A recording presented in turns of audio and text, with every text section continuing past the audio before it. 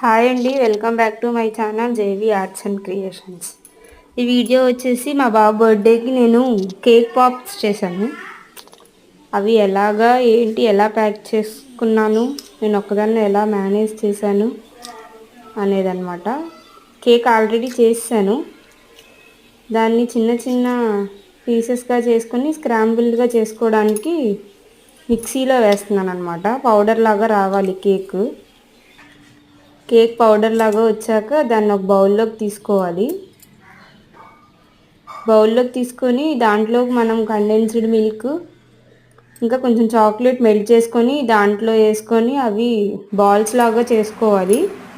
ఆ బాల్స్ చేసుకొని వాటికి చక్కగా కాసేపు ఫ్రిడ్జ్లో ఉంచుకుంటే అవి కొంచెం గట్టిపడతాయి. దానికి మనం లాలీపాప్ స్టిక్స్ అవి పెట్టుకొని మళ్ళీ వాటిని మనం డార్క్ చాక్లెట్లో కానీ డిప్ చేస్తే చక్కగా అవి లాలీపాప్ లాగా అయిపోద్ది. మనం అలా కాసేపు ఫ్రిడ్జ్లో పెట్టుకుంటే బాగుంటుందండి, ఎందుకంటే చాక్లెట్ కదా కొంచెం గట్టిపడిద్ది. ఆ చాక్లెట్ అది మనం ఇవ్వడానికి థర్మాకోల్కి స్టిక్ చేశాను, నేను గుచ్చాను జస్ట్ అంతే. అవి అలా కాసేపటికి డ్రై అయిపోతాయని అవి తీసుకెళ్ళి ఫ్రిడ్జ్లో పెట్టుకుంటే చక్కగా హార్డ్ అయిపోతాయి.